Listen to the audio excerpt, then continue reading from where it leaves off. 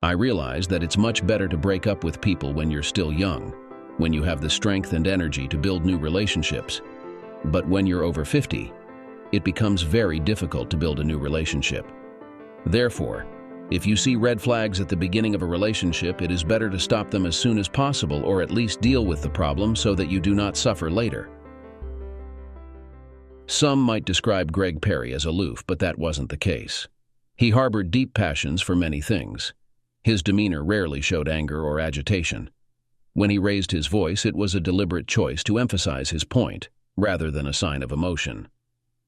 Nonetheless, Greg was known for his kindness, fairness, and deep love. His greatest passion, without question, was his wife of 25 years, Susan. He cherished her above all else.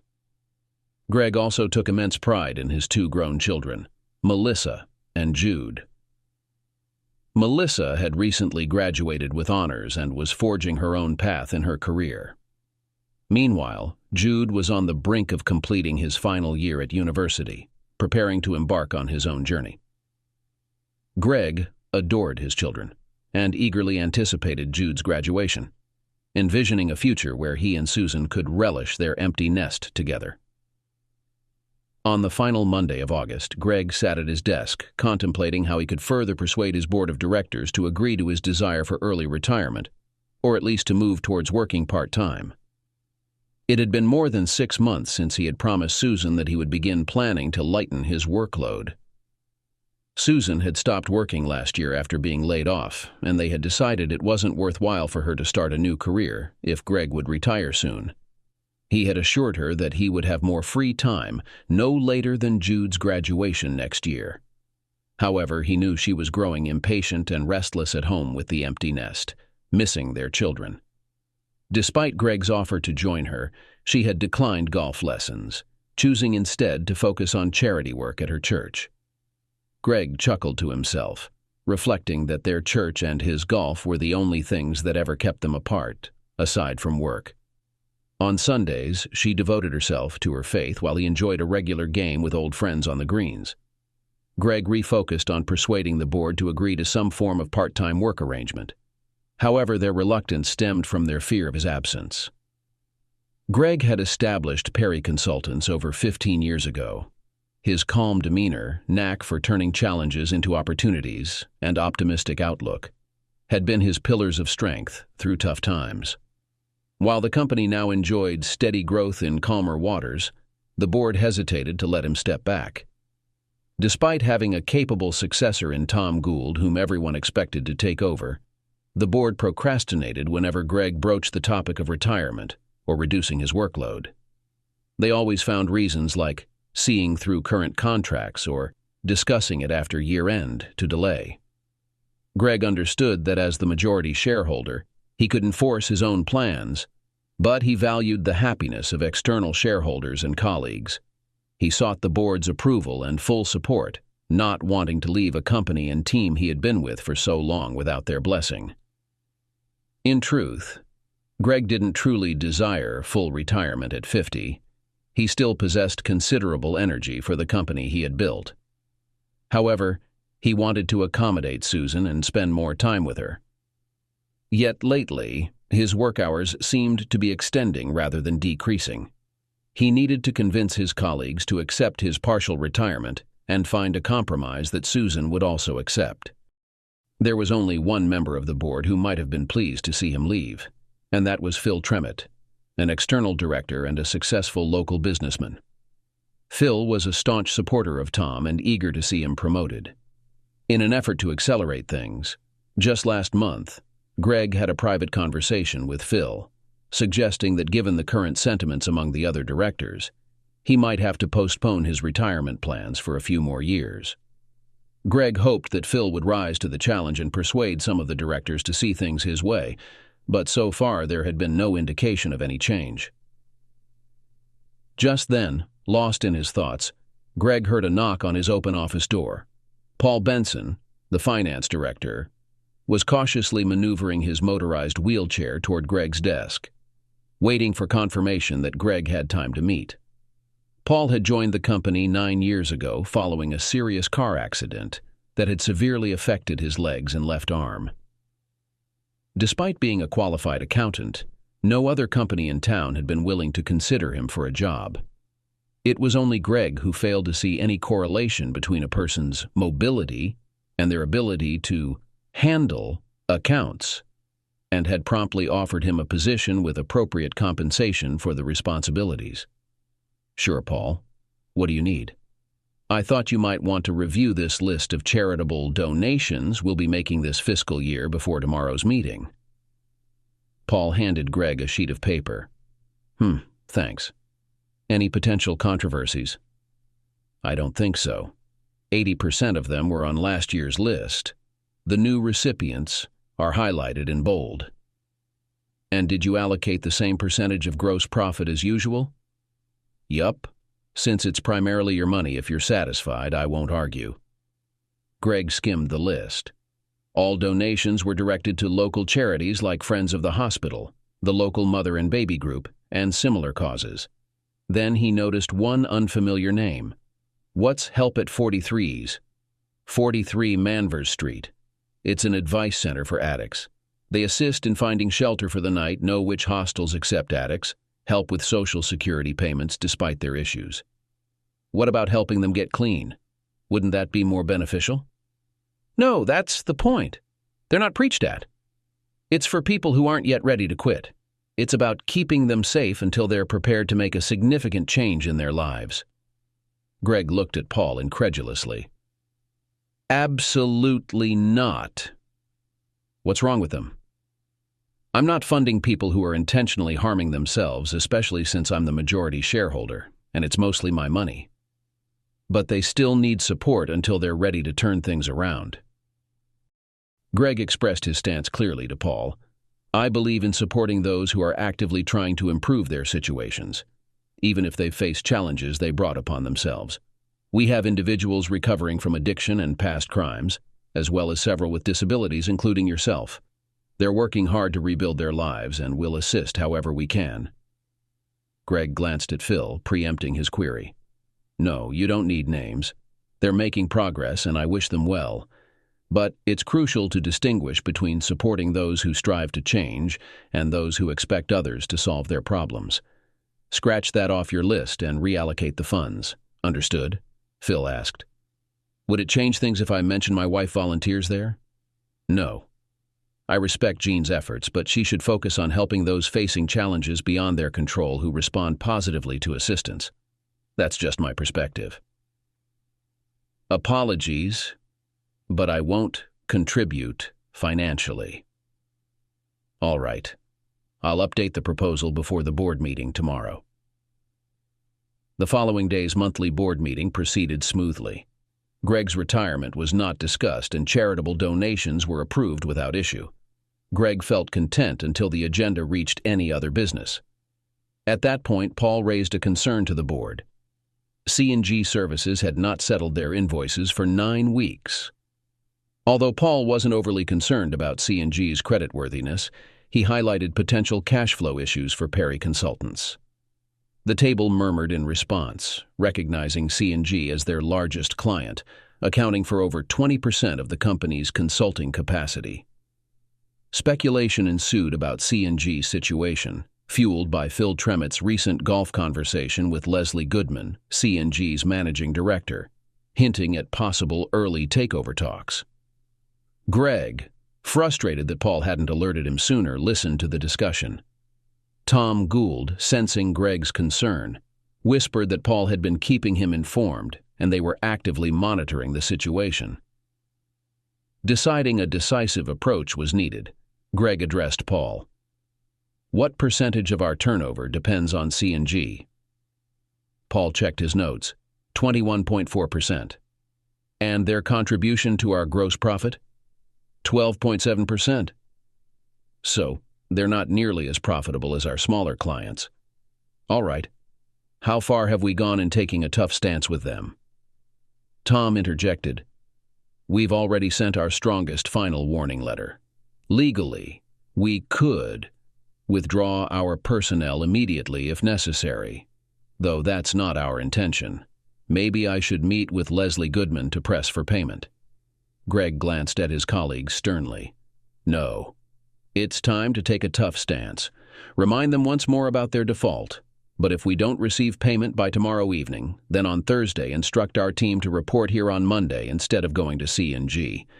If we notify them on Thursday, C&G will catch wind by Friday and have time to settle their dues. His fellow directors suddenly looked concerned, sensing Greg's readiness to sever ties with their largest client. Greg surveyed each director in turn. I'm not opposed to accommodating such a significant client. We'll do what we can to assist them. But they've breached the contract. They'd hold us accountable if we failed to deliver, so they must pay promptly or renegotiate after resolving this issue. Once more, Greg scanned the room, finding no dissenting voice. He turned to Tom. Tom, could you draft a plan by tomorrow outlining our next steps if C&G fails to pay? There may need to be layoffs, starting with the freelancers. Some of our top consultants chose freelance for the pay advantages, counting on our long-term contracts. They'll realize freelancing isn't without risk. Our priority lies with our full-time staff. Let's hope it doesn't come to that. Yes, Greg, but I'm not comfortable with this approach. I think we could handle it less confrontationally. We're not the ones breaching the contract here, they are. Our hands are tied. Besides, this could give us an opportunity to raise our rates if they return or allocate our top talent to smaller, more profitable clients. Greg glanced around the table once more. If there's no other business, let's adjourn. Thank you, gentlemen. The meeting ended with Paul dryly commenting to Greg that it was the first time in months they hadn't mentioned Greg's retirement. Greg noticed Phil Tremett standing nearby as he responded loudly enough for Phil to hear, "Well, it seems I have to accept that you guys won't let me leave. I've given up suggesting anything else." Greg hoped this would provoke Phil into undermining him and nudging him towards retirement. The next Monday, Greg was at his desk when Leslie Goodman burst in. "What are you doing, Greg? I thought we were friends." "We were, and I hope we still are, but I can't have people working without payment. It's that simple. You've been warned several times, formally and probably informally too." "Well, yes, I was. But I never expected you to follow through on the threat. I thought I was too important a client for you to throw it all away over a few days' late payment. Here's your money. It's a banker's draft, so it won't bounce, and we can get back to where we should be." Greg accepted the draft and carried it to his secretary, instructing, "Please give this to Paul for banking." Returning to his desk, Greg smiled at Leslie and asked, "Care for a coffee?" "Yes, please." "Great. Once my secretary returns. By the way, Leslie, why did you stop paying our bills?" Leslie hesitated before explaining. "We were undergoing a special audit and I wanted to bolster our cash reserves a bit. Greg, we misplaced some invoices temporarily. That sounds problematic. However, it's your concern. I heard rumors about a potential takeover. Not anymore, especially if they visit today. We're at a standstill without your team. I did warn you when we signed last year that relying on us so heavily wasn't wise. We're consultants and interim managers, not subcontractors providing all your essential staff." "True. After this morning, I need to reconsider that. Anyway, I won't wait for that coffee. If your team can return after lunch, we can move past this, Greg." "I'm sorry, Leslie, but they won't return. But I've paid what's owed. There shouldn't be any issue." "You breached the contract by not paying. There's no longer an agreement between us, Leslie. And frankly, I've looked into it. Your non-payment terminated it. Finished. We could discuss a new contract, but I'd have to increase the rates. It's not viable for us to have you as our least profitable client. I might need to consult my lawyer. And if you ask him, he'll say the same thing I did.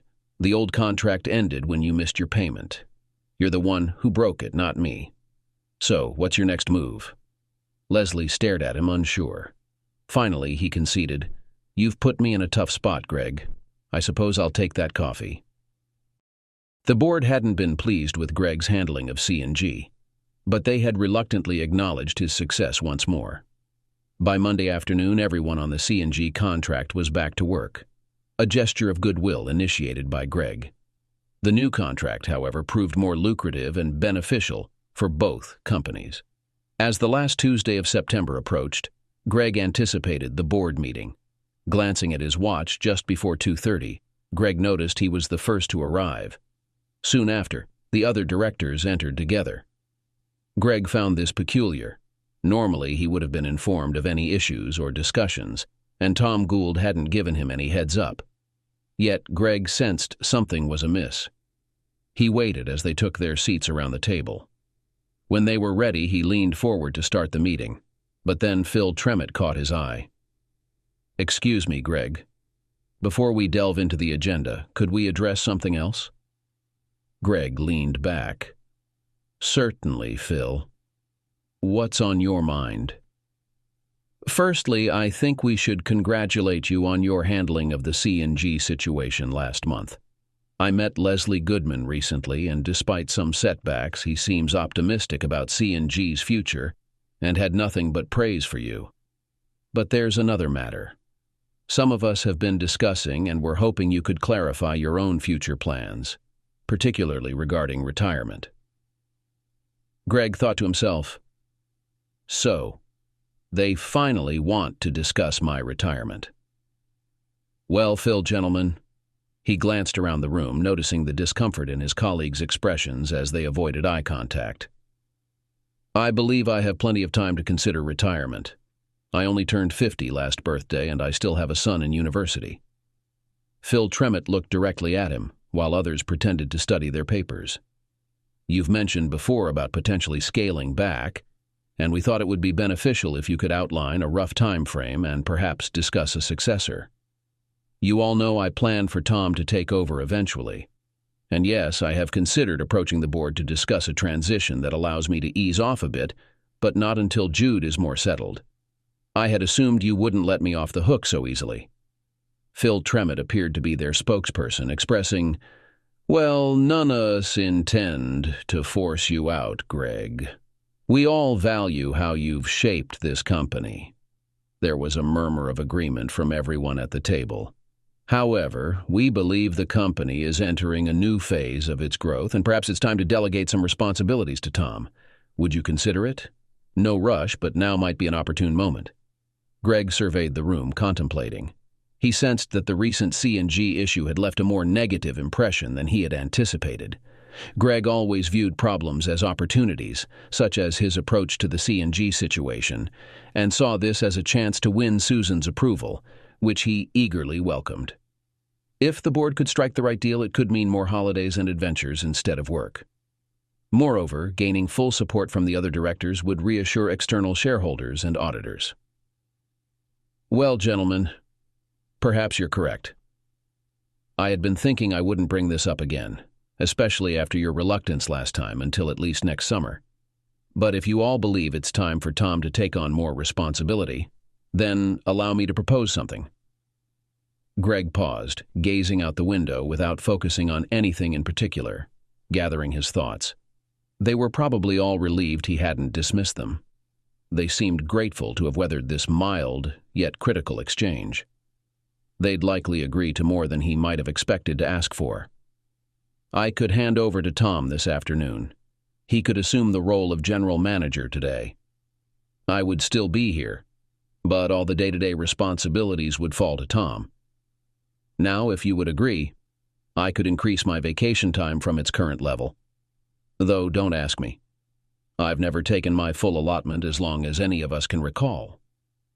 But if I could take, say, 20 weeks, at my full current salary, of course, then perhaps I could take the opportunity to step back partially." The directors exchanged glances and then turned to Phil Tremott, awaiting his guidance. "We're all a bit apprehensive about losing you, Greg," Phil began, "but we believe it's time for Tom to step up. However, we had hoped you would remain more available." "Oh, don't worry about that," Greg reassured them. "I want to travel more with Susan. There are countless places we've yet to explore and so many exciting things to do.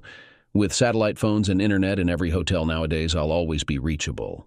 Just give me the right phone and a new laptop and I'll be there for you. Plus, apart from public holidays, I'll be here for 32 weeks a year. How about a 5-year contract?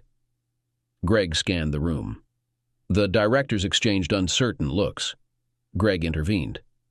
I'll leave you for a few minutes to discuss among yourselves. Let me know your decision. I'll be in my office. With that, he exited through the double doors leading to his office. Tom left through another door, remarking, I think I should step back, as I might benefit from your choice. Sitting at his desk, Greg grinned to himself. No one had contested the full salary aspect of his proposal. He had anticipated Ivanka to accept at least a 25% pay cut if he had suggested it without Phil prompting the discussion. Within 5 minutes, Phil Tremont knocked on Greg's office door and invited him back to the meeting. Greg, I'm pleased to inform you that we've decided to fully approve your generous offer, Phil said. I also want to personally thank you for handling that potentially delicate conversation so tactfully. Greg turned to Tom Gould, who had just entered the room, and congratulated him warmly. Congratulations, Tom. It's all yours. For the next 5 minutes, there was a general atmosphere of camaraderie before the meeting resumed with its original agenda. After the meeting, Greg spent a few minutes chatting with Tom to finalize immediate handover details, deferring the bulk of it until the next day. Then, sitting at his desk, he allowed himself to daydream. A hot air balloon safari. Over Kenya. Exploring St. Petersburg. A scenic railway journey through the Rockies. Perhaps visiting the Taj Mahal or cruising down the Nile. Maybe trekking along the Great Wall of China or experiencing Fisherman's Wharf in San Francisco. A Pacific cruise or a drive across Australia's desert to Alice Springs. Bungee jumping in New Zealand or tackling whitewater rafting somewhere thrilling. How about hill walking in Nepal, up to Everest Base Camp? Now that's more like it. Something adventurous alongside the usual tourist spots. At 50, and in top shape, Greg felt ready for some excitement. He envisioned sharing these adventures with Susan, his partner of 27 years, 25 of them as his wife. Susan, at 48, remained a stunning woman, albeit a bit heavier than on their wedding day, diligently maintaining her appearance. Greg admired her deeply, and knew she'd be pleased that he was making more time for her, even if not fully retired. Tonight, they would celebrate. Greg resolved to start this new phase with a surprise for Susan, actually 2 surprises. First, he'd head home early, which would catch her off guard. Second, he'd book a 2-week vacation in a warm, sunny, romantic destination where they could unwind and discuss their future plans in earnest. Life was definitely looking up. Greg arrived home around 6 o'clock holding a bottle of champagne and with a confirmed booking for a 2-week trip to the Seychelles in his pocket. He called out for Susan, but she replied from upstairs, saying she'd be down shortly. Greg placed the champagne in the fridge, and as he exited the kitchen, Susan descended the stairs. He greeted her with a kiss, embracing her warmly. "Hey there, how was your day?" Greg inquired, deciding to save his news until dinner. A better moment to discuss their future and surprise her with the Seychelles trip. "Hi, darling, what brings you back so early?" "Not that I'm complaining," Susan replied. "Oh, I'll fill you in later. It was a hectic day at work. Decided to call it quits and head home," Greg explained, moving towards the living room. Taking his usual seat, Greg noticed the TV had a faint red standby light. It wasn't uncommon for Susan to watch daytime TV occasionally, though it was rare. He distinctly remembered turning it off last night. Curious, he switched it on. To his surprise, it was tuned in to a sports channel showing a golf tournament. Greg was intrigued and found himself fixated on the screen as they prepared for a tee shot. "One of your boyfriends left it at the golf course," he said casually. Her imaginary boyfriends and his fictitious fixation on the blonde barmaid at the golf club were among their private jokes. From the safety of their relationship, they could easily jest about such matters. "Oh, I let them entertain themselves while they wait. You know, when they're queued up waiting for their turn with me in the bedroom," Susan replied. In the weeks that followed, Greg would replay that response over and over. Was it the hesitation, or a subtle change in her tone, or an unusual stress? He couldn't quite figure it out, but after 27 years of love and partnership, he sensed something wasn't right. He just knew, instinctively. He stood up and turned to face her. She met his gaze, a hint of challenge in her eyes as she half smiled. Eventually, she looked away. How about a drink before dinner? After 27 years together, she could tell when he knew she wasn't being truthful. He continued to stare at her. She glanced back at him, her expression betraying shock, guilt, and pain all at once. There had been a boyfriend after all. Greg's stomach clenched and his heart raced in his chest. Despite this, he managed to speak first. I'll go pack some bags. We can talk later. With that, he left the room and headed upstairs. As he struggled with an overstuffed garment carrier, she entered the bedroom. Greg, we need to talk. Please. I've been so confused, my thoughts are a mess, but I know I love you. Please, Greg, let's talk. Greg looked at her, tears streaming down her face silently. We can talk in a few days, then we can figure out what we both want to do. He realized his voice was thick with emotions he hadn't expressed. Please don't go, Greg, she pleaded, moving closer to him. Greg felt an unprecedented urge to yell at her, something completely foreign to their relationship. Instead, he restrained himself and calmly asked, Who and for how long? David Shiner. You've never met him, she whispered, though to Greg it sounded like a shout. David Shiner? I don't think I've met him, but the name sounds familiar. Go on, Greg replied, continuing to pack suits into a bag. And what? She responded. And how long has this been going on? Greg placed a large suitcase on the bed, opening it, and began to organize his belongings. We met about 4 months ago, but we've only become close in the past month. It's been physical for the last 2 weeks, Susan whispered. 2 weeks? How many times? Once? Twice? Thrice? Greg's voice now carried a harsh undertone, though it remained soft. 4 times. 4. Oh. Greg continued packing silently. Susan stood nearby, tears silently streaming down her cheeks. They remained in silence, each perhaps unsure of what to say. After finishing packing and zipping up the suitcase, Greg lifted it from the bed and turned to face Susan. I'll go to the River House Hotel. It's off-season now, so they should have a room. If not, I'll let you know, he said.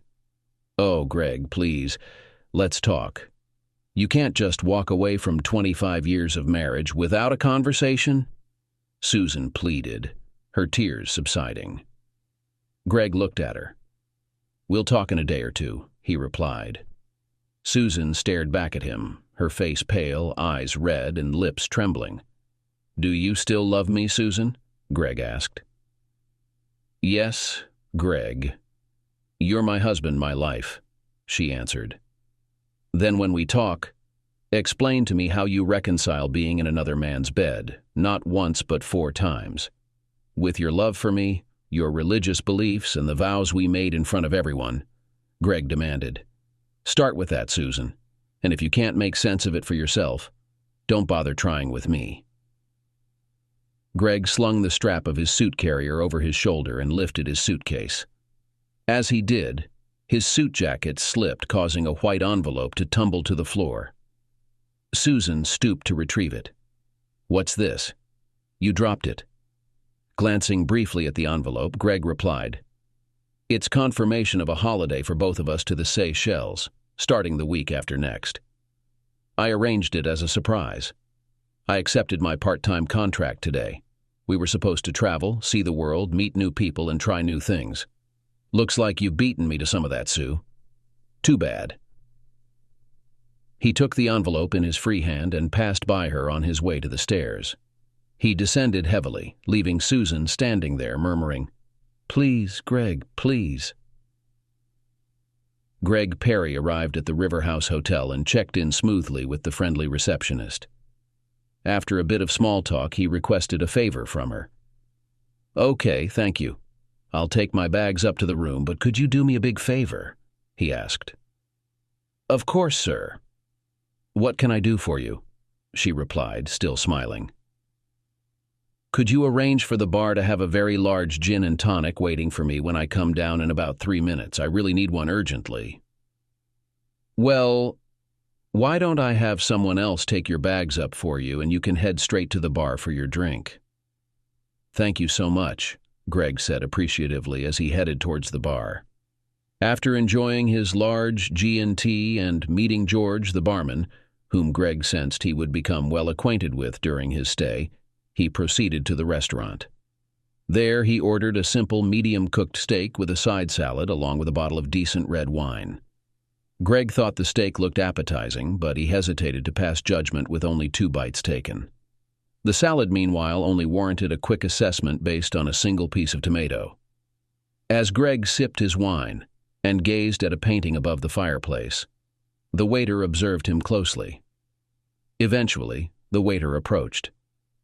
"Finished, sir?" Greg regarded him with a distant look. "Yes, I believe so. You can clear it away. Please convey my apologies to your chef." "Are you not hungry, sir?" "No, my mind is preoccupied. I'm sorry." "Would you care for something else, sir?" "No. I'll take that bottle of wine and my glass to your terrace for some solitude."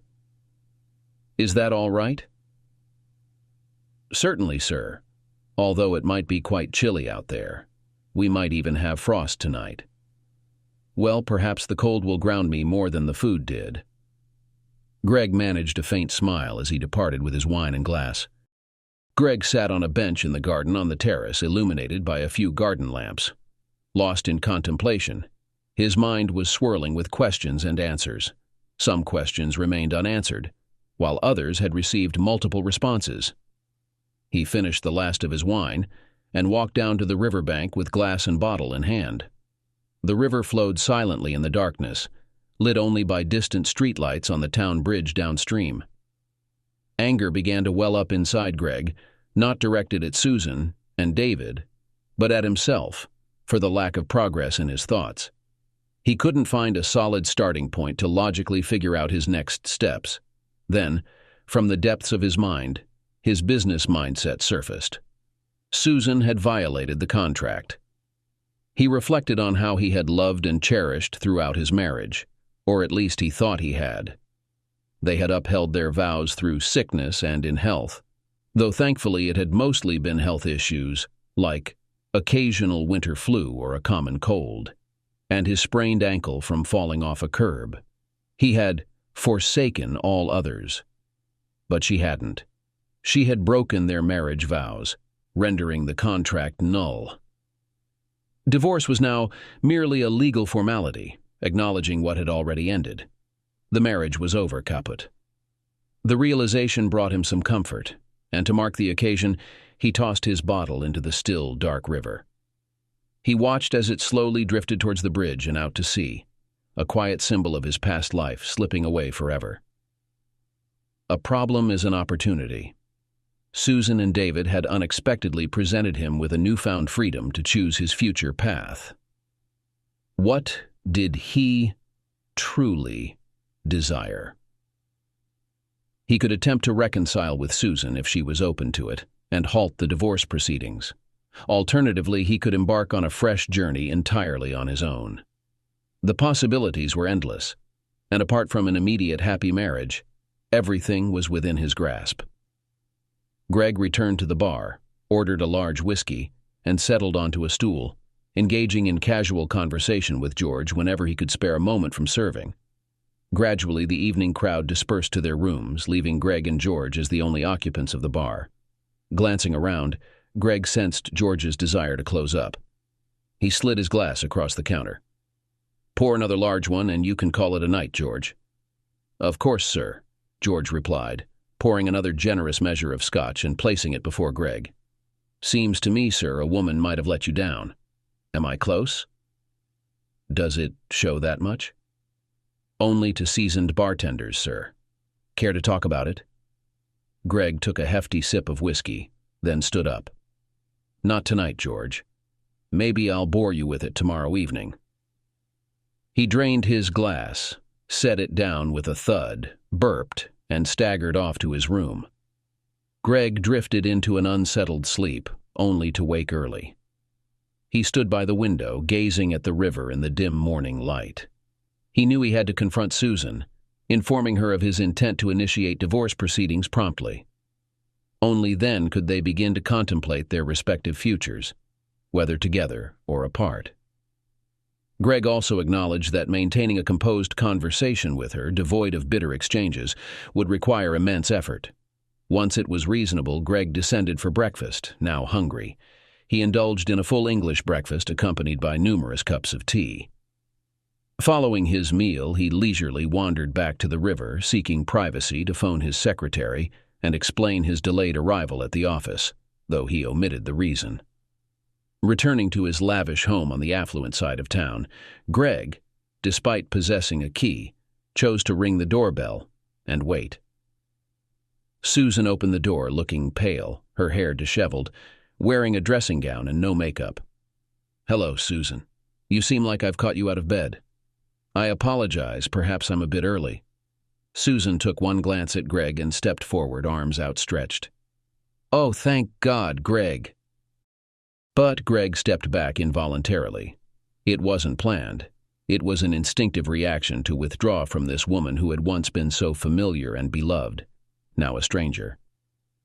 "I'm not here to reconcile, Susan. I just need a few moments of your time for a civil conversation." Susan dropped her arms and looked at him. "Yes, of course, I'm sorry." She turned back into the hallway. "Just a civilized conversation, Susan. No hysterics, no tears. What's done is done. The question now is what we're going to do about it." "Let's go into the kitchen, Greg. Would you like a cup of tea?" "Why not?" "Let's have tea and talk about divorce. That sounds civilized, doesn't it?" Greg's voice was bitter, reflecting his feelings. In the kitchen, Greg took it upon himself to make a pot of tea. Susan just sat at the kitchen table watching him. She knew him well enough to understand that she had no choice but to wait until he was ready to talk. Once the tea was ready, and Greg had set it on the table with cups, saucers, and milk, he sat down and looked at her, the woman who had been a part of his life for 27 years. "Oh, Greg, I'm so sorry. You were never supposed to be hurt by this. Please, I promise you, we can get through this." Greg looked at her, feeling an intense urge to shout and tell her exactly what he thought, to show how much he was hurting. But what would that accomplish? Nothing. "I don't need to hear your self-justifying excuses. I said I want a civilized talk. It won't help if you just sit there and cry about how sorry you are. It won't help any more than if I tell you how much I hate what you've done to us. How I hate that you not only made a mistake, but went back and repeated it over and over. That was a cold-blooded, deliberate decision on your part, Susan, to do permanent damage to a happy, trusting marriage of 25 years. But you know that." Greg swallowed hard. He had gone further than he ever intended and needed to regain control of his words.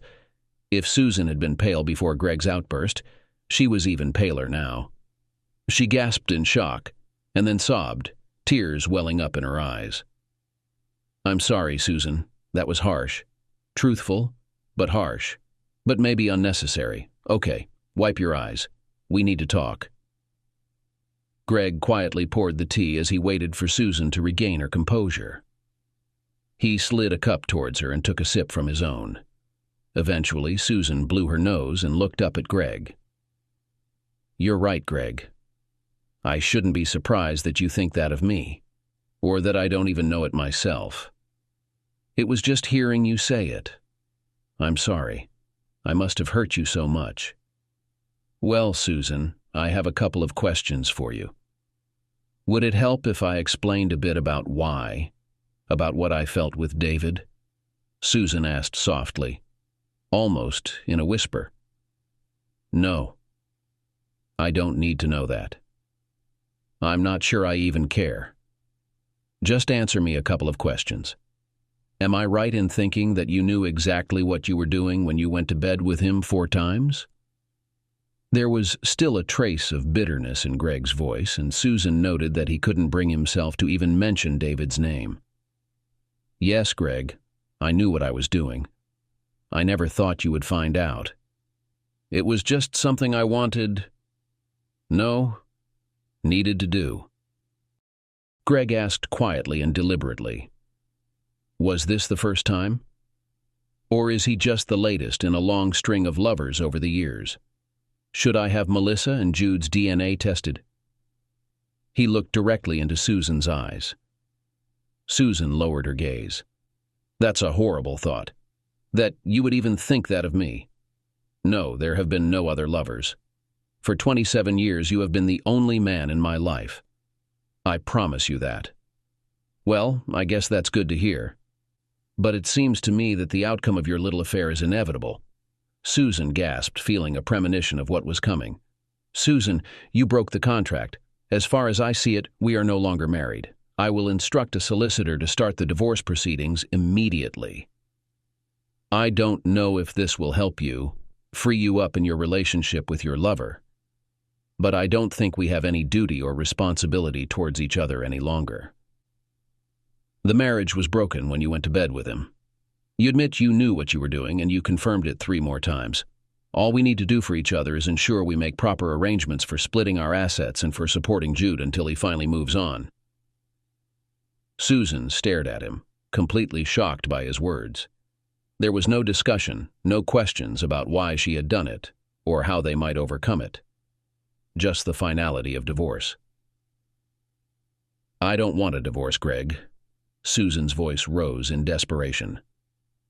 I love you and I want us to stay married. I've been awake all night. I understand what I've done, and I believe we can overcome it. I know it won't be easy for you, but I believe you can get through it. I know you won't walk away from everything we mean to each other, the wonderful children, our life, our friends. Greg looked at her and said, well, once the divorce process is well underway, maybe we can meet and talk about what happened and what we each want for the future. If we both want to stay married and can get past this, then we can call off the divorce. But right now, I feel like you forced this, and I don't have a say in it. You broke the marriage, and divorce is the inevitable result. That's where we are today.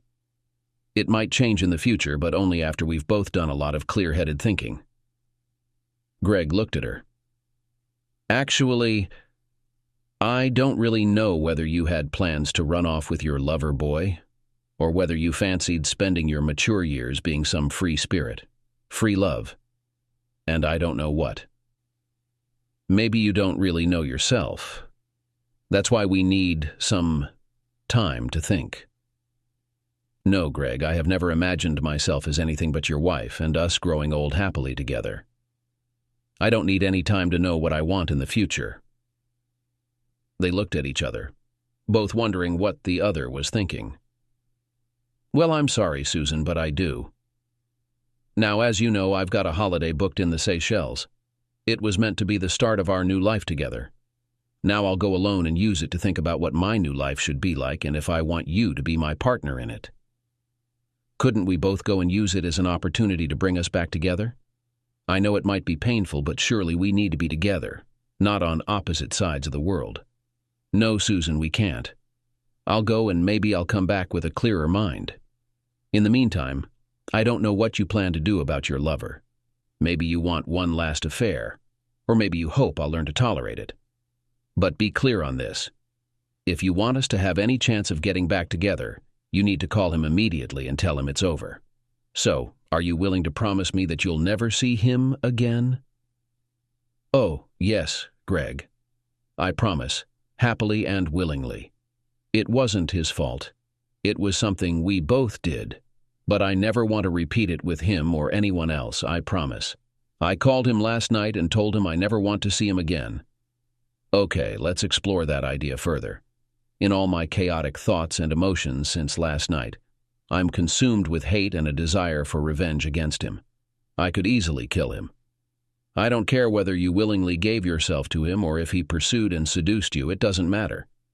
He chose to sleep with a woman who claims to be happily married. Is he married, by the way?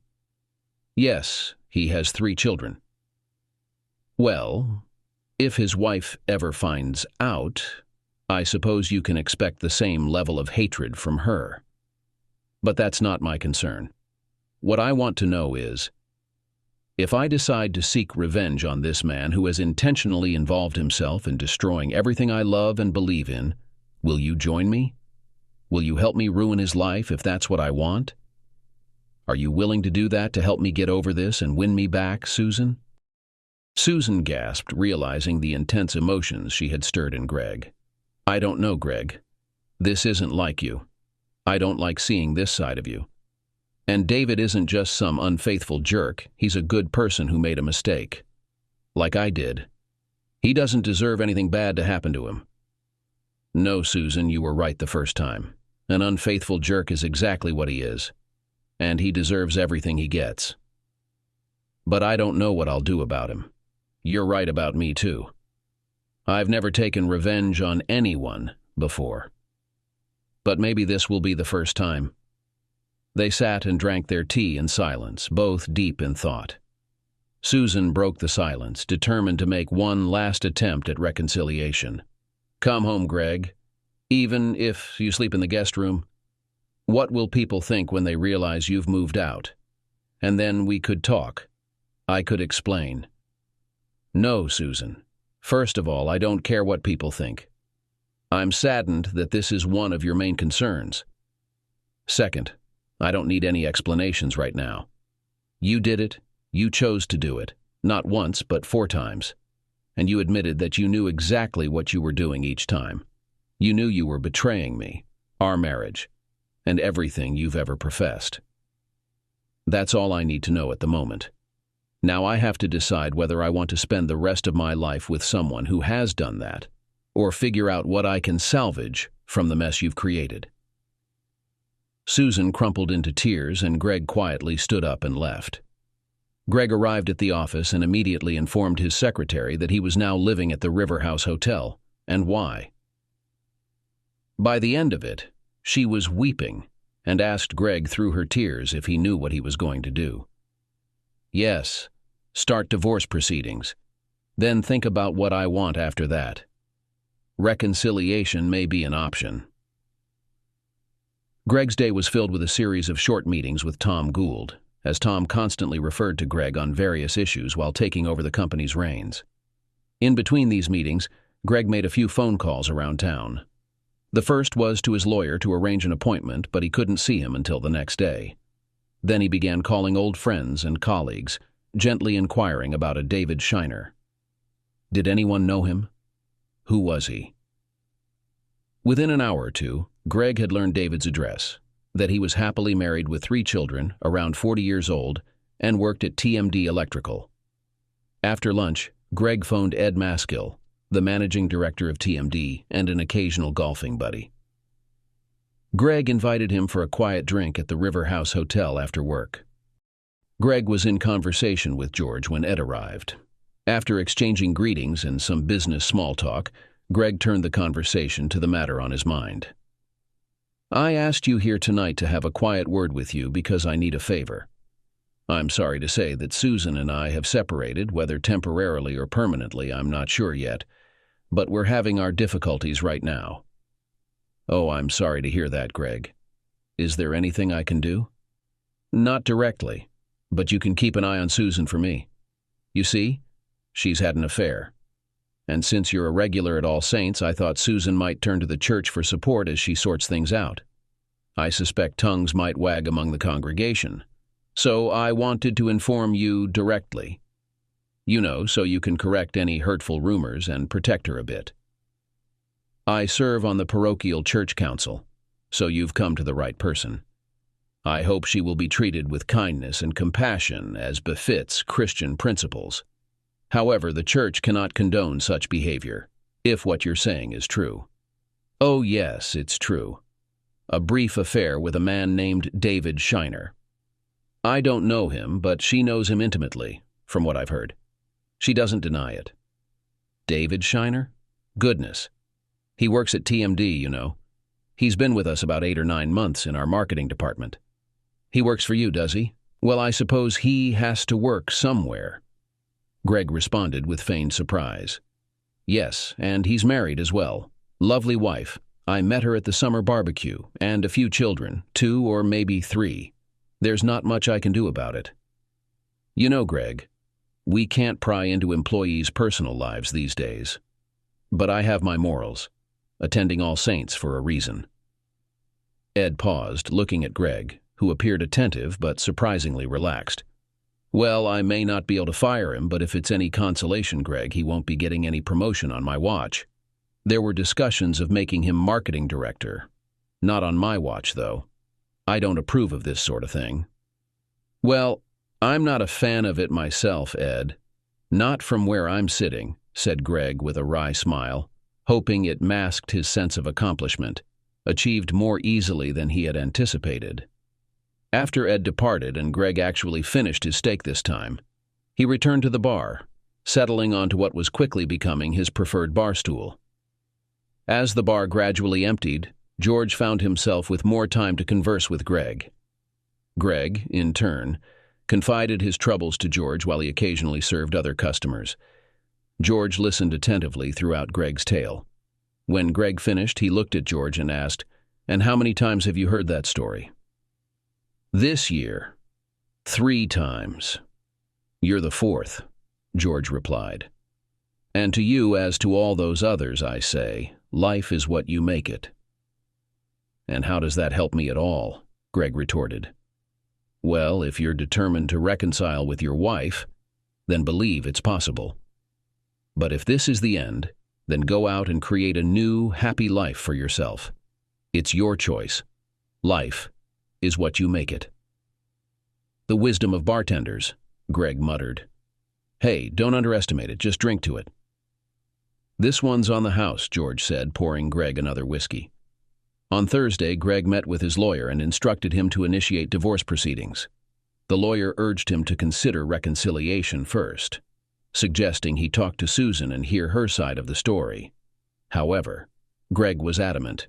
He only sought assurance that the process could be halted if necessary, but he believed the marriage was irreparable at this point, making divorce inevitable. After the meeting, Greg decided to take some financial precautions. He opened new bank accounts and redirected his salary into his personal account instead of their joint one. He attempted to cancel some of Susan's credit cards, but found it more challenging than anticipated. Greg found himself fixated on one thought. The downfall of David Shiner's career hadn't brought the satisfaction he anticipated. His anger towards the man remained undiminished. He could rationalize his feelings toward Susan, understanding they stemmed from pain and despair.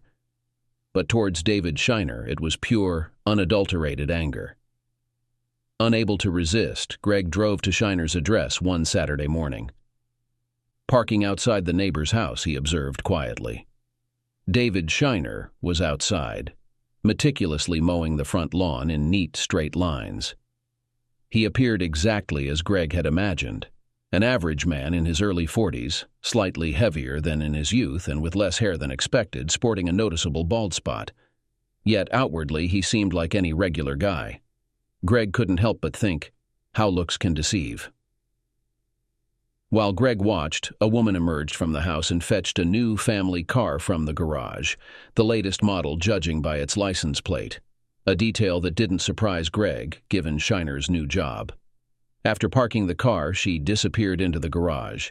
Soon, 2 boys, likely in their early teens, emerged and retrieved bicycles from the garage, announcing they'd be back for lunch as they pedaled away. Shiner's wife reappeared, trowel in hand, and began tending to a flower bed, embodying a scene of wholesome domesticity. This ordinary, peaceful scene only further inflamed Greg's rage. Greg got out of the car and walked over to him. "David Shiner?" Greg called out. Shiner stopped mowing and looked back. Greg was walking down the driveway, approaching a parked car. "Yes, I'm David Shiner," Shiner said, walking away from the lawnmower and heading towards Greg. His wife stopped weeding and knelt down, watching with interest.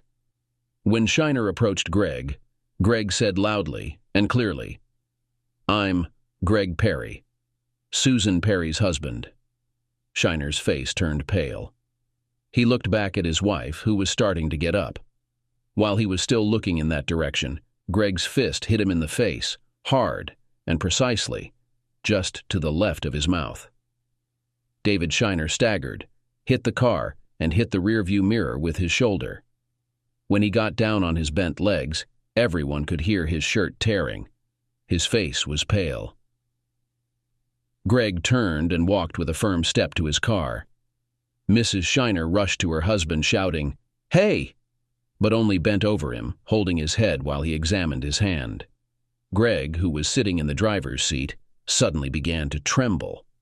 His whole body was shaking and tears were streaming down his face. Through his tears, he watched Shiner and his wife. She was saying something, but Greg couldn't hear her words. Then she began to beat Shiner, delivering quick punches with clenched fists. The truth hurts, Greg thought. Gradually, he came to his senses and drove back to the hotel. George was at the bar. "Whiskey, please, George." "You seem a little shocked, sir. Is everything okay?"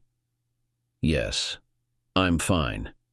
I really feel better now, although my knuckles are a little bruised," Greg replied with a strained smile. "And his lips must be bruised too, I suppose, sir." "I think so too, George, but you get the picture." "Well, then the whiskey's on the house, sir." After lunch, Greg lay on his bed and listened to soft classical music on the radio. He felt more at peace than he had in days. It dawned on him that he was finally able to think about his future, without being overwhelmed by emotions from the past. As twilight filled the room, accompanied by soft music, Greg's phone rang. He answered and glanced at the screen. "Hi, Dad. What's happening between you and Mom? I just spoke with her and she's a wreck. I couldn't get through to her sensibly.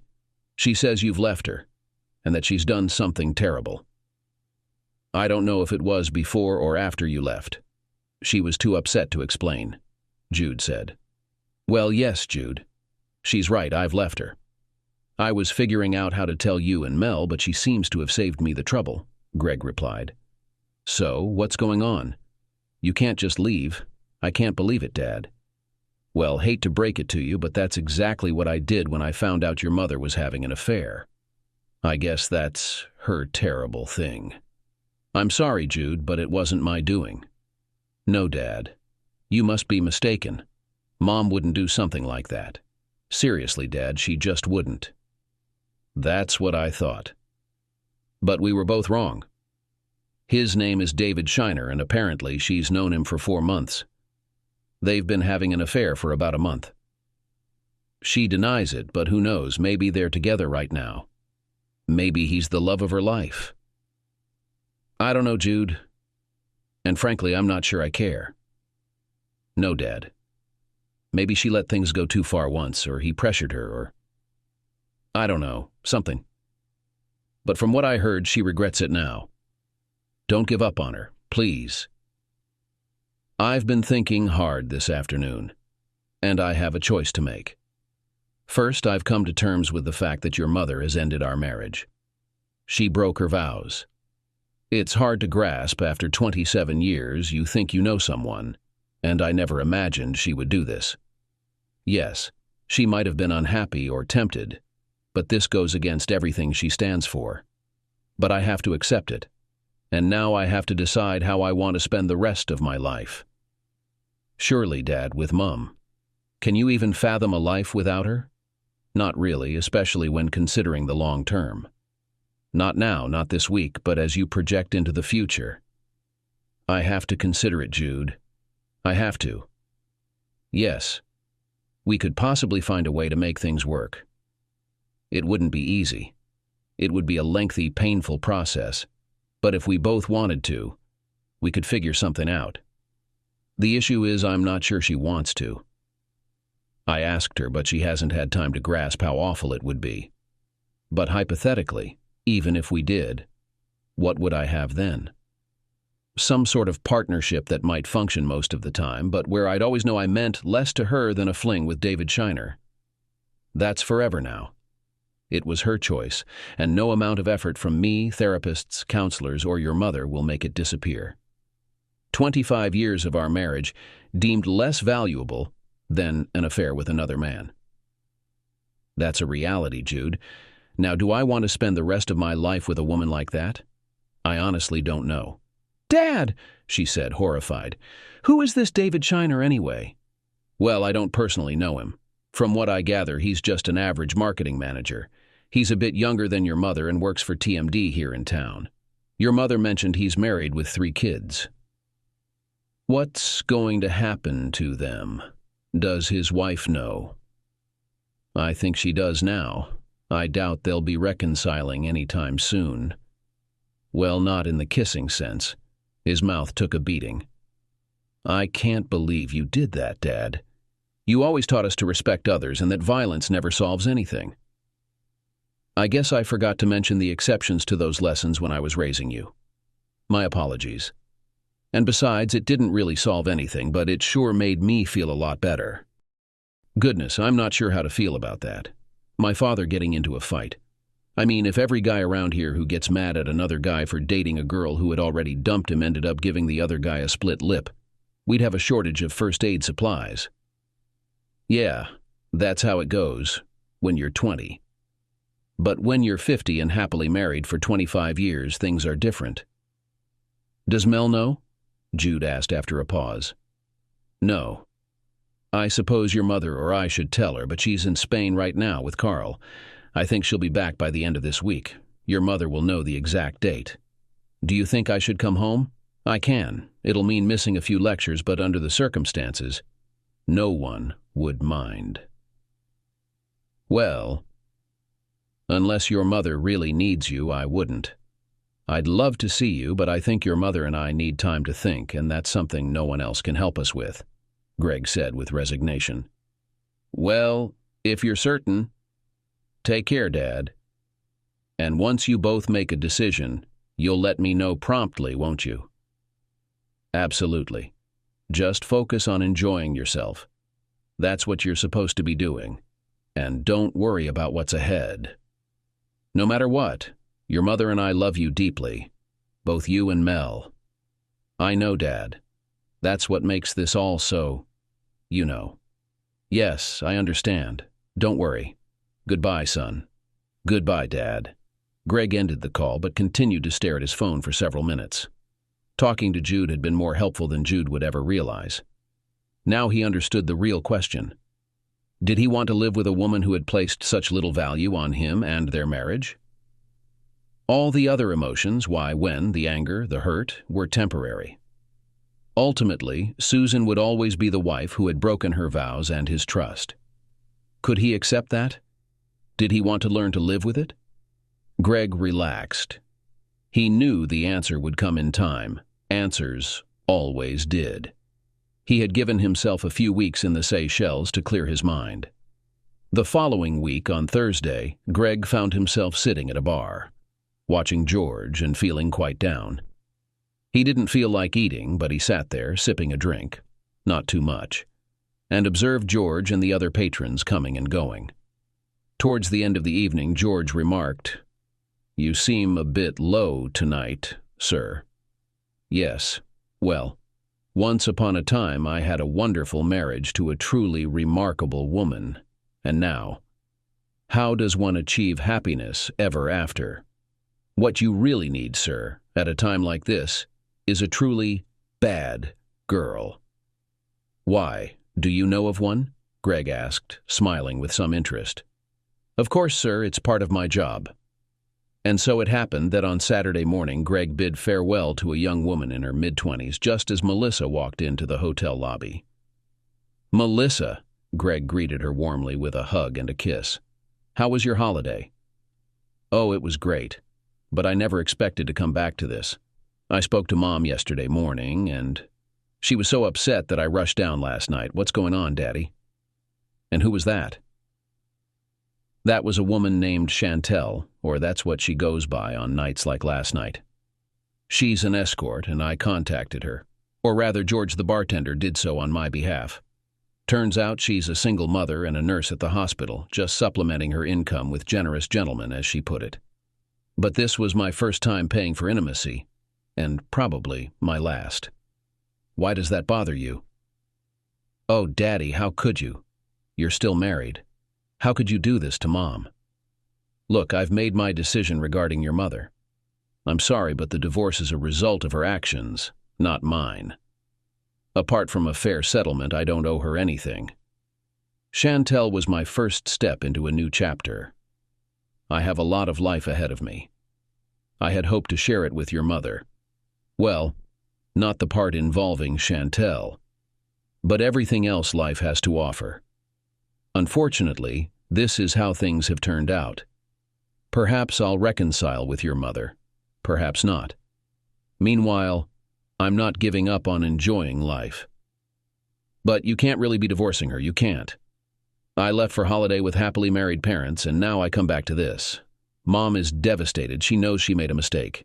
Can't you find a way, please, Daddy? Don't break up the family over this, please. Mel, let's go to the living room and have some coffee. This must be a shock to you. It was surprising for me, too. But this is how it is. Come on, darling. Let's talk. And so they did. Melissa couldn't explain Susan's actions. She struggled to accept what was happening and sought a way through it. Greg was regretful, but firm. And Melissa understood that once her father decided something, he wouldn't change his mind. Honestly, she saw no reason why he should. Then, the next Tuesday, as Greg was leaving work after a full day, walking through reception toward his car, a man approached him. It was David Shiner. Greg instinctively glanced at the security cameras, ensuring there would be a record of what might transpire. David Shiner seemed to sense Greg's concern. "It's okay, Mr. Perry, I just want to talk, just for a few minutes, please," he reassured Greg. Greg looked at him skeptically. Before he could respond, David continued, "It's all right. I harbor no hard feelings about—" He gestured toward a yellowing patch beside his mouth. "You may not harbor any hard feelings, but I'm not so sure I don't," Greg replied, still eyeing Shiner. "Fine, 5 minutes at the pub across the street." Without further words, Greg led the way. He ordered a whiskey for himself and watched as Shiner requested a half pint of beer. Once their drinks arrived, they found a table and sat opposite each other. "Well?" Greg prompted. "Well, first, let me apologize for my role in your breakup with Susan. That was never my intention," David began. He paused, waiting for Greg's reaction. When Greg remained silent, David continued. "Susan called me over the weekend. It was the first time since that Tuesday evening when you found out. She yelled at me then, said she never wanted to see me again. This time, she called to say you're divorcing her and she's not sure if I'll get dragged into it or if my wife will find out." Shiner paused again, and Greg responded, "Well, that was considerate of her. But how does that affect me? You know, my wife is aware of Susan because of you, but as I spoke with her, I realized Susan is completely broken. I discussed it with my wife. I've learned not to make decisions without consulting her. That's one thing I've learned from this mess. And we agreed that I should talk to you and ask you to at least speak with Susan. I'm genuinely worried about her mental state. Thank you for letting me know, but we all face the consequences of our actions. Susan has chosen not to involve me. I feel sorry for her, but there's nothing I can do." There was a tense silence between them as they locked eyes. Greg finally spoke up. "Has your wife forgiven you?" "I'm not sure yet," came the hesitant reply. "After you dropped by on that Saturday, I ended up spending the night in the car. But on Sunday, she allowed me back into the house, at least to talk. We can't afford a hefty hotel bill, so I've been sleeping on a camp bed in the study. We're talking, sort of. I think she might agree to counseling, though I don't know if that will fix things. I want it to work, Mr. Perry. I love my wife deeply." "So why did you have an affair? That's not something a loving husband does." "No, it's not," he admitted. "I shouldn't have. I suppose life became overwhelming. I had just changed jobs and relocated my family here, uprooting my wife and kids from their friends. My wife had to quit her job, and the children are struggling with their new school.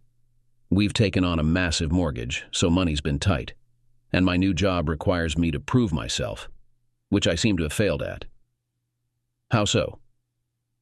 I joined TMD as the marketing manager, with the promise of potentially becoming marketing director soon. That was the incentive.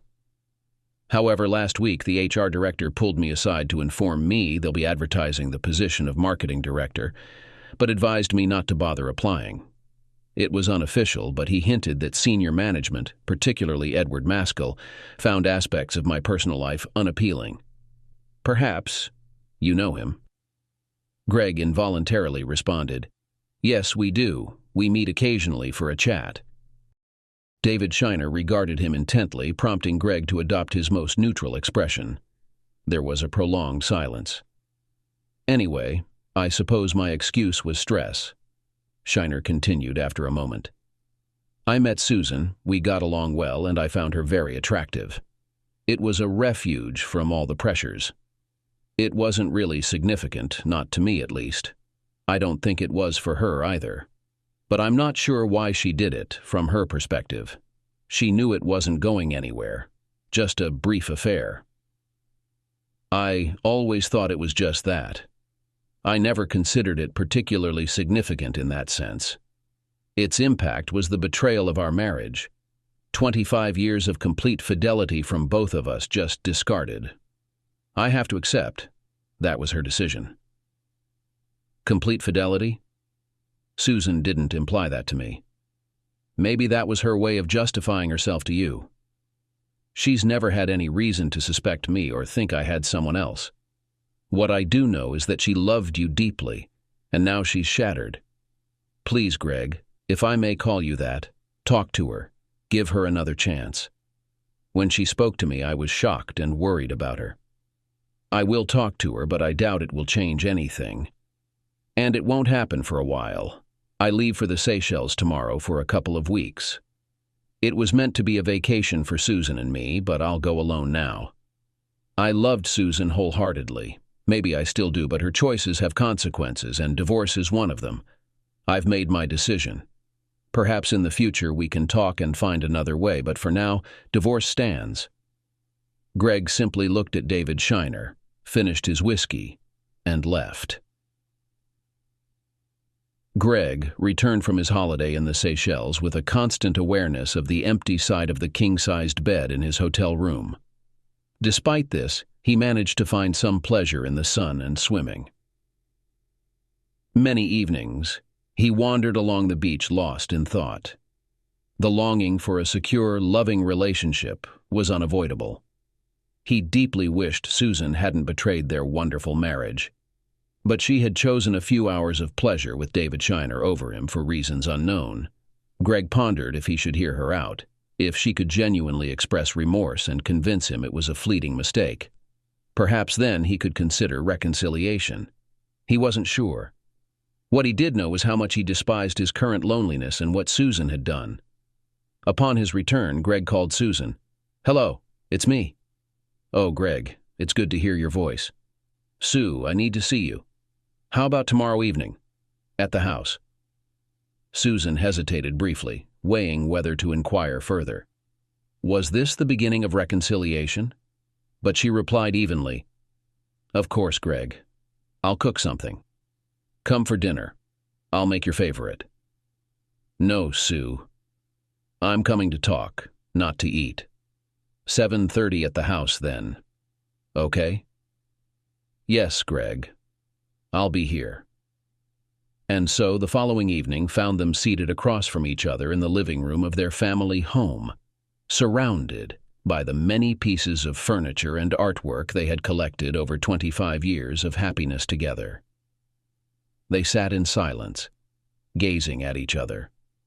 Greg couldn't help but think, "My God, she looks awful."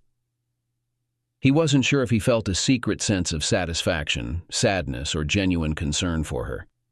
Maybe David Shiner was right. Perhaps she really was depressed. Susan grew increasingly anxious with each passing moment. Greg struggled to find the right words to begin a conversation that could close such a significant chapter of their lives. Deciding to start where they had last left off, Greg attempted to take control of the situation. "I suppose we have a lot to discuss, including possibly reaching a financial settlement. After all, we are in the process of divorcing." Susan gasped, staring at him in disbelief. "You can't do this?" "No, this is wrong. You said we would talk, but we haven't. You can't just end it like this. I'm sorry for hurting you. I regret it deeply. But you can't simply walk away, Greg. You owe me more than that." "Yes, Susan. Yes, I can," Greg replied firmly. "I don't think there's anything you can say, no explanation you can offer that can change the fact that after 25 years, 27 if you count the 2 years we were together before marriage, you treated our relationship so lightly that you were willing to betray it, not once, but 4 times. I don't think I want to be married to someone who could disregard 27 years of loyal love in such a manner. I'm sorry." Susan's gaze turned into a glare of indignation. "I contributed too, you know. It wasn't all one-sided. I've had to endure things, live with what I've had, and yes, there was one brief period of madness in 27 years where I had a relationship with someone else, involving me going to bed with him 4 times. But that was it. You're not being fair, Greg. You haven't even discussed this." "You're right. I should give you a fair chance to speak. I want to hear your reasons why I should stop the divorce, why I can believe in a good and happy future with you." Susan looked reassured that he was willing to listen to her side. "I knew you would be fair and listen. Cheating like that was never something you'd do." "Cheating?" The word enraged Greg. "If you're implying that I cheated on you intimately, then you're wrong. I've never come close to sleeping with another woman in all our years together. I've never even had a relationship where that was possible. If you mean I cheated by working long hours, traveling for business, then yes, I did spend time away. But every minute of it I wished I was home with you and the kids. I was trying to build the future we both wanted. We always talked about it, and I thought we agreed on my career and the business. We agreed I wouldn't travel for more than 2 weeks at a time. And I never did. I thought that mutual understanding made our marriage special." Susan looked at him, wide-eyed and slightly shocked. "No, Greg. I'm sorry if you thought I was upset about your work and career. I knew how hard you worked for all of us. I would never accuse you of that. Never. Tom and Julie Braithwaite, we'd been married for almost 5 years. I remember it clearly. Why? You disappeared for nearly an hour. When I asked, you claimed you were talking to someone in the house, but I knew better. I searched for you. Rumors were circulating that the Braithwaite's au pair had been spotted leaving with a man in a blue car, the same color as ours at the time. About a week later, Jill Woodhouse informed me that you had been boasting at the golf club about your recent conquest, thanks to John Woodhouse. That was when I first realized what you were up to," Susan said, visibly satisfied. Greg paused, carefully choosing his words. "I didn't lie to you. Remember what Tom Braithwaite did for a living?" "He was a car salesman," Susan replied. "Exactly. I spent 3/4 of an hour with him in their bedroom finalizing paperwork to buy that little red Mini, which I gave you as a wedding anniversary gift the following month. It was a stretch financially and required financing, hence the time it took. So, yes, I was indeed talking to someone in the house. That Mini became part of our family history. The first car Jude and Mel ever knew," Greg explained. Susan remained unconvinced, steadfast in her belief. "So why did Jill Woodhouse say you were boasting about it at the golf club?" she asked, refusing to let go. "I don't know, but considering John Woodhouse's track record, my guess is he needed something to distract Jill. They owned a blue Ford back then, if I recall correctly." "Oh, God," Susan murmured, shaken. "If this has troubled you for all these years, why didn't you bring it up before?" I suppose I fell into the role of the stoic wife, holding the family together for the children's sake, despite having a husband who strayed. And you did stray, Greg. Maybe not that time at the party, but when you were away on business. Don't tell me you were always faithful. But I never did, Susan. Not once. I loved you for 27 years. I thought of you constantly, at home, at work, especially when I traveled. I swear to you I was always faithful. I've told you this before. What about that time in New York when you weren't at the hotel where you said you'd be? You didn't even stay there, Susan accused, glaring at him. I explained that to you when we met at the airport. Susan, there are multiple Hilton hotels in New York. You must have called the wrong one. I told you then, and I still believe that's what happened because I specifically said I'd be at the Hilton and I was. So you're saying that's what happened? What about that Sunday a couple of months ago, maybe a bit more in June? I'm not sure what you're referring to, but I can assure you it wasn't what you think. It was a Sunday, and I got a flat tire on my way to church.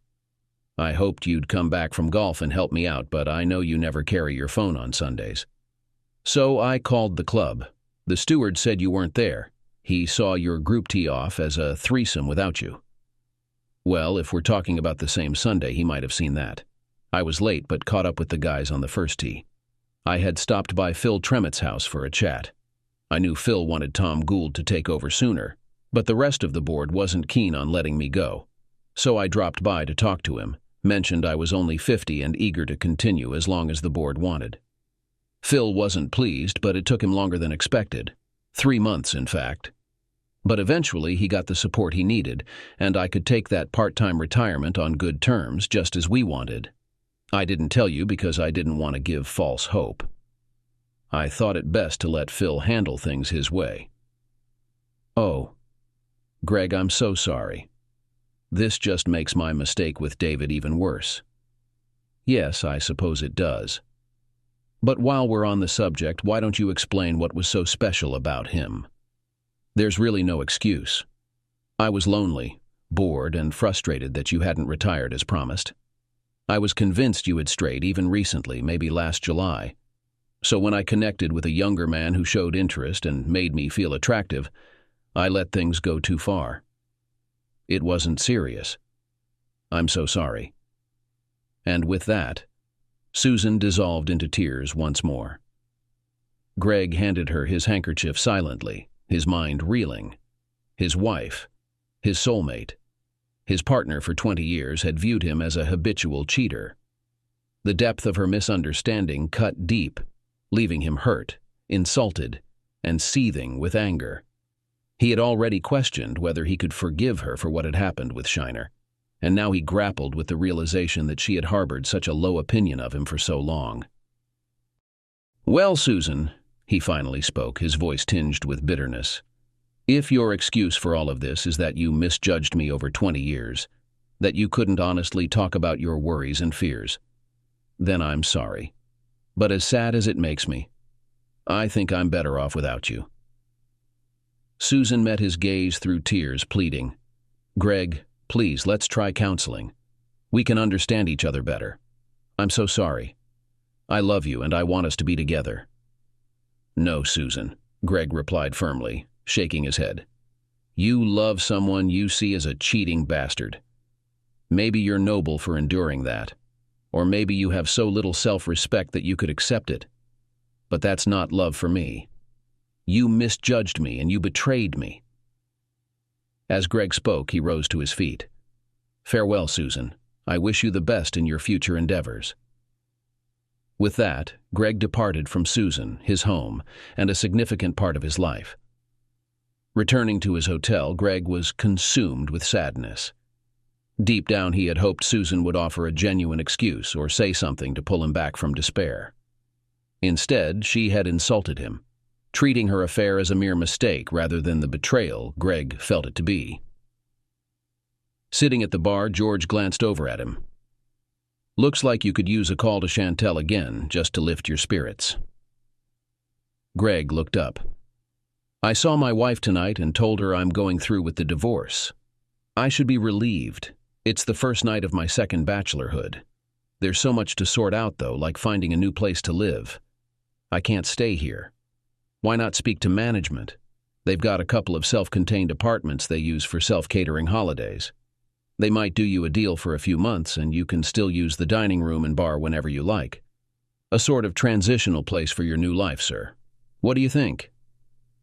Sounds like a plan, George. I'll definitely look into it.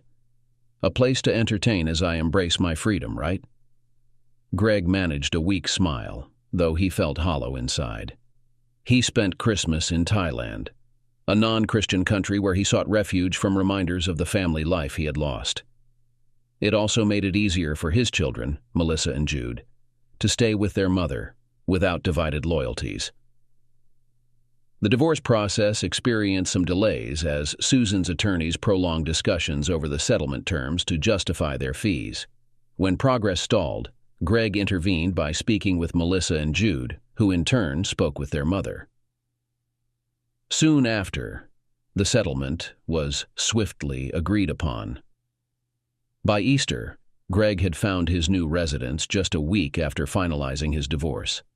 A country house hotel in a small village on the outskirts of town had gone bankrupt and was being transformed into luxury apartments with amenities such as a swimming pool, tennis courts, and beautiful grounds retained for the new residents.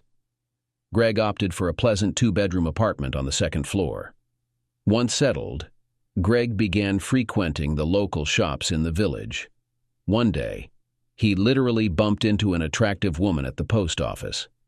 The following week, he ended up in line right behind her at the local grocer's checkout, which led to friendly exchanges.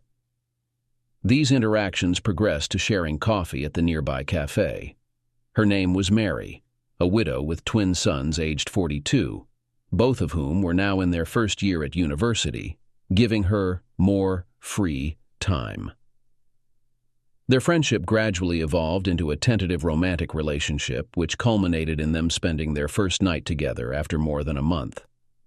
They then ventured on a successful long weekend in Prague, followed by a joyful week in Madeira, marking a very happy time for both of them. In July, Jude graduated. He and Greg then embarked on a 5-week road trip across America. Initially, Greg had invited Mary to join them instead of Jude, but she chose to stay home for her 2 sons returning from university. Thus, it turned into a trip just for the guys. They had a great time and grew closer than ever. Sometimes when Greg fell silent after noticing something that would have interested or pleased Susan, Jude would affectionately squeeze his arm or hand. However, during nights when Jude took a break from his father and sought younger company in bars and nightclubs, Greg found himself thinking about Mary as much as Susan. He understood that Mary prioritized her sons over him. Shortly after returning from America, Greg wasted no time in planning his next adventure. He discovered an organized trek through the Andes in Peru, following some of the Inca trails to ancient sites, including Machu Picchu. The journey promised challenging hikes and nights spent in tents, which Greg found exhilarating. However, Mary wasn't enthused. Greg began to feel that Mary prioritized her 2 sons over him and suspected she preferred luxurious 5-star hotels to adventurous trips. He understood her devotion as a single mother, but felt hurt to come second. His doubts about Mary grew, especially knowing Susan, who shared his love for hiking and roughing it, enjoyed such adventures. Greg often questioned if divorcing Susan had been the right decision. After a long and expensive dinner, Greg eventually persuaded Mary to at least consider joining him on the trip to Peru. Then Melissa and Carl announced their engagement. To celebrate, Greg decided to throw a small party at his new apartment. Mary took on the role of hostess, and her twin sons joined for the first time to meet Jude and Melissa. Despite Mary's persistence, Greg reluctantly agreed to invite Susan. As the party day approached, Greg grew increasingly anxious about seeing Susan again. His relationship with Mary was good, but she wasn't Susan, and he doubted she could ever be as significant. Everything with Mary was new and exciting, though not without its challenges. He wasn't keen on suddenly being a father figure to 2 young men he barely knew. He also knew Mary wasn't as adventurous as Susan, and the situation lacked the security and comfort of his 25-year marriage. However, he hoped Susan agreeing to come to Peru might change things. Jude didn't help ease Greg's mind either. One evening over drinks at the pub, Jude made it clear he wished Greg would leave Mary and find his way back to Susan. "She still loves you, Dad," Jude insisted. "I've encouraged her to fight for you, so give her a chance when she does." Greg and Mary's party marked the first occasion Greg had encountered Susan since their pivotal conversation that led to his decision to seek a divorce. He was taken aback by her appearance. She had gained a significant amount of weight. Her hair had turned gray and hung limply, and her new dress was cheaply made and did not flatter her altered figure. Throughout the event, Greg was occupied as the host, attending to Carl's parents, his married sister and her husband, and the other guests, filling the room.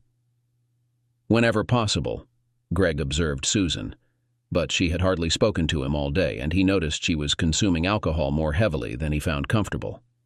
Later in the day, Mel pulled Greg aside to inform him that Susan was in tears and had sought refuge in the bedroom. Jude joined them, and they both felt it was time for Greg to at least talk to their mother. Greg entered the bedroom quietly and slowly.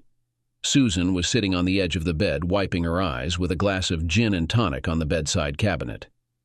"I imagine today has been tough for you, Susan, but I'm glad you decided to come," Greg said gently.